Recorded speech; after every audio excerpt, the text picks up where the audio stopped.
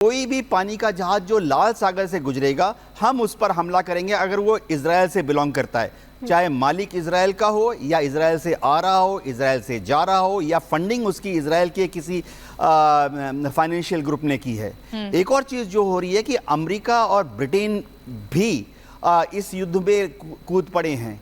पिछले एक साल में 26 हमले अमेरिका की नेवी और एयरफोर्स ने और इंग्लैंड की नेवी और एयरफोर्स ने हुतीज पर किए हैं। लेकिन सर थोड़ा सा यहाँ पे ये भी बताइए दर्शकों को, पता कैसे चलेगा कि जो लाल सागर के किनारे पर ही हुती बसा हुआ है, तो ऐसे में वहां पर जो जहाज आ रहे हैं वो इजराइल का आ रहा है या कहीं और का आ रहा है, इसको कैसे आइडेंटिफाई करेंगे? क्योंकि आप कह रहे हैं इजराइल का जो भी जहाज होगा उस पर हमला हुती करेंगे। जी हाँ, जो इंटरनेशनल मैरीटाइम प्रोटोकॉल है उसके तहत जो भी जहाज समुद्र पर जाता है उसको एक वेबसाइट है जो कि लंडन ऑफ लॉयड चलाते हैं, उस पर दिखाना पड़ता है। ये इसलिए क्योंकि जितने मैरीटाइम शिप्स होते हैं जैसे ही वो किसी पोर्ट से एग्जिट करते हैं, डिपार्चर पोर्ट से, और डेस्टिनेशन की तरफ जाते हैं तो उनका इंश्योरेंस होता है और इस इंश्योरेंस पर नज़र रखने के लिए उन्होंने वेबसाइट बनाई है। आप और मैं भी इस वेबसाइट पर लॉग करके देख सकते हैं। एक और चीज़ क्या कि पोर्ट ऑफ एडन जो है बहुत ही मशहूर पोर्ट है, दशकों से वरन सदियों से पोर्ट ऑफ एडन इस एरिया में जितने शिप्स जाते हैं उनका पोर्ट ऑफ कॉल रहा है। वो वहाँ पे नेविगेशन के लिए, वहाँ जैसे इलेक्ट्रॉनिक पहले टावर थे, वहाँ पर बीकन लगे हुए हैं, तो उनको पोर्ट ऑफ एडन से रेफरेंस लेना पड़ता है। एक चीज़ जो मैं बता दूं कि हुती का जो नेटवर्क है वो इजिप्ट में बहुत ही शानदार है। उनके जो सिंपैथेटिक लोग हैं जो कि हुती के साथ संभावना रखते हैं, दोस्ती रखते हैं, वो लोग इजिप्ट में, मिस्र में और सूडान में बहुत ही एक्टिव हैं। ये लोग हुती को इंटेलिजेंस देते रहते हैं कि कौन से वाले शिप ने अभी लाल सागर क्रॉस किया है। तो इस तरह की इंटेलिजेंस मिलने में कोई दिक्कत नहीं है, आप और मैं भी हासिल कर सकते हैं। जी बिल्कुल। शैलेंद्र जी देखिए, इस हमले के बाद एक तस्वीर जो वहां से ये भी देखने को मिली कि लोगों की एक लंबी कतारें जो है वो ईंधन को लेकर देखने को मिली है, यानी कि उनको ये चिंता सता रही थी कि आगे आने वाले दिनों में कहीं ईंधन का संकट तो ना हो जाए। तो क्या ऐसी भी आशंका है कि जो, क्योंकि तेल डिपो पर हमला हुआ है, इसके बाद क्या वहां पर ईंधन को लेकर भी संकट हो सकता है क्या? आप खुद सोचिए, इजराइल अगर स्ट्रैटेजिकल टारगेट्स को नहीं लेगा तो और करेगा क्या? उसने एक स्ट्राइक में दो चीज़ें अचीव करी हैं। एक कि आपका पोर्ट जहां पर आप हथियार रिसीव करते हैं वो थ्रेटेंड है, वहां हम पहुंच रहे हैं, उस तक हमारी पहुंच है। दूसरा, हमारे अंदर वो इच्छा शक्ति है कि हम आपको वहां पर स्ट्राइक कर सकते हैं। और जैसे ही आप पेट्रोल के ऊपर, डिपो के ऊपर, ऑयल डिपो के ऊपर स्ट्राइक करते हैं, आप पूरे के पूरे कंप्लीट यमन में एक पैनिक क्रिएट करते हैं, क्योंकि रिसीविंग ही जगह पर अगर वो डिपो गायब कर दिया, बिल्कुल तहस नहस कर दिया, अब अगर एक और शिप आ भी जाती है आपका ऑयल लेकर, वो देगी कहां? आप कौन सा ऐसा पाइपलाइन लगाएंगे जो सिटीज के अंदर जाकर हर एक पेट्रोल पंप में डालेगा? ये जो पैनिक है ये बड़ा सोच समझ के क्रिएट किया जाता है। This is part of the propaganda warfare, this is part of psychological warfare, कि पूरी की पूरी कंट्री के अंदर वो दबाव आए कि आप लोग क्या कर रहे हैं, आपने तो हमारे लिए तकलीफ कर दी, और अगर कल किसी को भी वो जगह छोड़नी है तो उसे अपना टैंक टॉपअप तो करना ही है। ये जो पैनिक आप देख रहे हैं, कतारें आप देख रहे हैं, ये बेसिकली बिल्कुल नेचुरल रिएक्शन है कि मेन सोर्स ऑफ सप्लाई जो कि आपके पोर्ट पर जो डिपो बनते हैं, जहां रिसीव किया जाता है, अगर वो डिस्ट्रॉय हो गए, एक होता है कि कम हो गए, लेकिन यहां तो डिस्ट्रॉय हो गए, अब आप उसको रातों रात तो बना नहीं पाएंगे, और साथ ही साथ उसका पूरा पूरा असर उनकी पूरी कंट्री पर, इकोनॉमी पर, पब्लिक पर आएगा। सबसे बड़ी बात देखनी चाहिए कि यमन पूरा का पूरा अफेक्ट हो रहा है या नहीं। आई थिंक इजराइल इस समय वो लड़ाई लड़ रहा है कि यमन के लोगों को किसी तरह कंट्रोल कर लिया जाए, साइकोलॉजिकली प्रेशर किया जाए, खौफ में आए, सो दैट किसी तरह से हुतीज उनके कंट्रोल के वजह से, प्रोटेस्ट के वजह से वो तकलीफ महसूस करें, जिसके वजह से हुतीज अपने आप को रोक पाए। बिल्कुल, यानी कि साइकोलॉजिकल तरीके से प्रेशर बनाने की यहाँ पर कोशिश हो रही है। लेकिन आपसे समझना चाहेंगे वीके दत्ता जी, क्योंकि देखिए हुतियों ने तो कह दिया है कि बदला लिया जाएगा इस हमले का, लेकिन क्या हुती इतने ताकतवर हैं जो इजरायली को जवाब दे पाएंगे? देखिए, ऐसा है कि ईरान तो ऑलरेडी सपोर्ट कर रहा था हुती को, लेकिन एक बहुत सरप्राइजिंग स्टेटमेंट रशिया के माध्यम से भी आया है कि रशिया भी हुती को सपोर्ट करेगा इजराइल के खिलाफ। तो ये बल्कि इजराइल के अंदर भी इसके ऊपर काफ़ी चर्चा शुरू हो गई है कि ये स्टेटमेंट रशिया ने क्यों दिया, क्योंकि रशिया आज तक तकरीबन इजराइल के मामले में वो तकरीबन न्यूट्रल स्टैंड में था, क्योंकि बहुत सारे ऐसे रशियन ज्यूज़ भी हैं जो रशियन नागरिक भी थे, वो अभी ज्यूज़ भी हैं। तो ये एक बड़ा सरप्राइजिंग जिसको बोलते हैं इवेंट हुआ है ये स्ट्राइक के बाद। अभी हुती इसके बाद क्या करेंगे, क्या इनको और कोई ऐसी कैपेबिलिटी मिल जाएगी जो ये इजराइल के ऊपर ज्यादा बड़ा हमला कर किए हैं। जब एक दिन पहले हुती ड्रोन हमले ने इजराइल की हवाई सुरक्षा में घुसकर तेल अवीव में एक अपार्टमेंट को अपना निशाना बनाया था। Bureau report, Republic Bharat. और चलिए इसी के साथ अब हम आगे शुरुआत करेंगे चर्चा की। स्टूडियो में बेहद खास मेहमान हमारे साथ मौजूद हैं। एक एक करके सभी के पास जाएंगे और समझेंगे कि आखिर जो हमला किया गया है इसके पीछे क्या कुछ वजह रही होगी। आपको मैं जल्दी से बता देती हूँ, हमारे साथ रक्षा विशेषज्ञ जुड़ गए हैं। सबसे पहले रिटायर्ड कर्नल शैलेंद्र सिंह जी हमारे साथ हैं। हमारे साथ हैं retired major general VK Dutta ji, retired major general Sanjay Soi ji हमारे साथ हैं, और साथ ही retired group captain UK Devnath ji. आप सभी का बहुत बहुत स्वागत है। लेकिन सबसे पहले कर्नल शैलेंद्र सिंह जी आपके पास मैं आते हुए समझना चाहूंगी और हमारी ऑडियंस भी समझना चाहेगी कि नेतन्याहू ने जो ये पलटवार किया है, जो करारा जवाबी हमला दिया है, इसके पीछे क्या संदेश देने का प्रयास किया गया है? मुझे लगता है तीन चीज़ें बड़ी क्लियर हैं। I think हुतीज have earned it.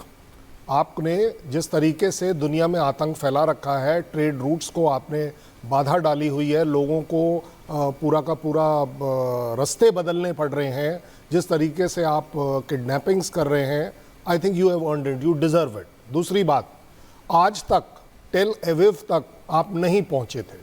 Tel Aviv is not Tel Aviv, वो उनकी दिल है, उनकी धड़कन है इजराइल की। आपने वहाँ अटैक किया है, उससे दो चीज़ें क्लियर होती हैं। यस, मैं मानता हूँ कि हुतीज़ वहाँ तक पहुँच पा रहे हैं, ये एक सबसे बड़ी बात है। सारे डिफेंस सिस्टम्स अपने आप में नाकाम हो रहे हैं, ये भी एक अलग बात है। But at the same time ये वो नर्व सेंटर है इजराइल का, नेतन्याहू का, कि जिसके लिए ज़ीरो टॉलरेंस है, वो टॉलरेट कर ही नहीं सकते। सो आपने एक तरीके से मजबूर किया है कि वो आपके ऊपर एक बड़ी स्ट्राइक करे। बात स्ट्राइक के क्वांटम की नहीं है। जो हुतीज़ का अटैक है उसका क्वांटम बड़ा छोटा था, और आप देख रहे हैं कि इजराइल ने बड़े स्ट्रैटेजिकली टारगेट लिया है। आपकी पोर्ट सिटी को टारगेट किया है, आपके ऑयल डिपो को किया है, सो दैट आपके ऊपर इसका असर पड़ेगा।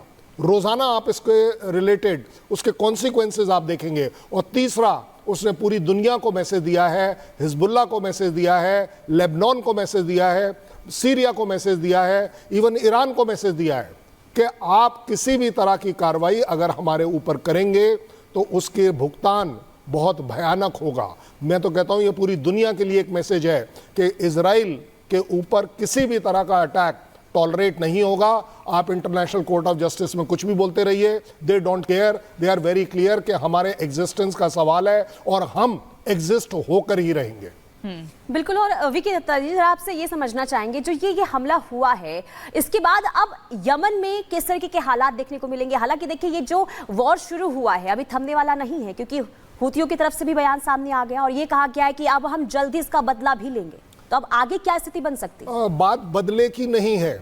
सबसे बड़ी बात यह है कि हुतीज के पास अब ये कैपेबिलिटी है कि वो 1500 से 2000 तक के एरिया पर आकर, क्योंकि अदरवाइज एक रेगुलर वॉर वो कभी नहीं लड़ पाएंगे इजराइल के खिलाफ। They don't have a air force. सबसे बड़ी बात ये भी है। साथ ही साथ ये भी है कि अब उन्होंने जो मॉडिफिकेशंस करे हैं समाद 3, जैसा कि माना जा रहा है कि ड्रोन सिस्टम है, कि इसमें उन्होंने इलेक्ट्रिकल मोटर अगर लगाई है, जिसके वजह से डिटेक्शन नियरली 0 होता चला जा रहा है, उसमें साउंड बहुत कम होता चला जा रहा है। ठीक है sir. Major general VK Dutta ji, मैं आपके पास आके समझना चाहूंगी, क्या ईरान जो है वो हुती को उकसा रहा है?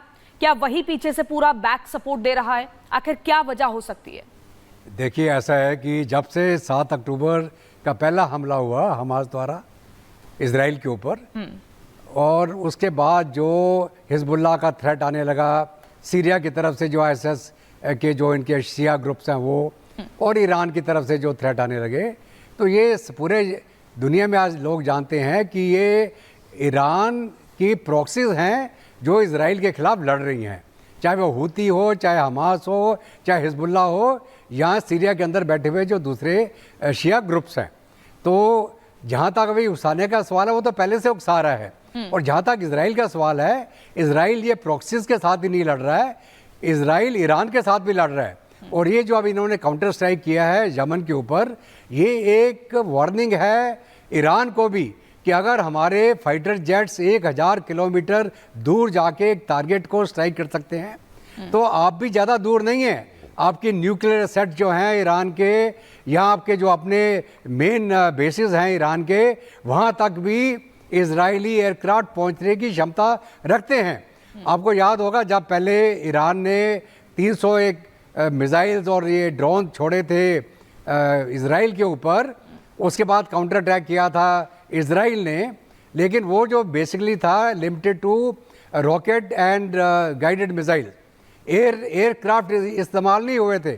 जब इजरायली एयरफोर्स अपने एयरक्राफ्ट यूज़ करेगी वो बिल्कुल प्रिसीजन टारगेटिंग करेंगे और वो ईरान उनको अपने रडार में पकड़ नहीं पाएगा।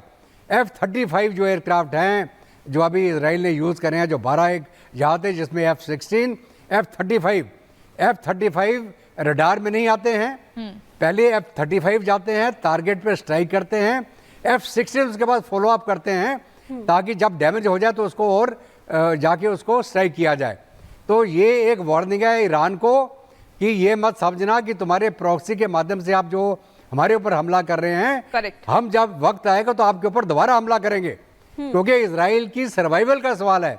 इजराइल का जो एरिया बहुत लिमिटेड है, उसके पास डेप्थ नहीं है, वो चांस नहीं ले सकता, उसका सर्वाइवल का मामला है। बिल्कुल। और संजय सोई जी, जो ये हमला हुआ इसके बाद तो जो स्थिति वहां पर बनी हुई लगातार हम देख ही रहे हैं, लेकिन हमले के बाद इजराइल के रक्षा मंत्री हों, अमेरिका के जो रक्षा मंत्री हैं, उनके बीच में बातचीत हुई है, चर्चा हुई है, इसे किस तरीके से देखा जाए? देखिए ऐसा है, 2-3 बातें मैं फटाफट बताना चाहूँगा।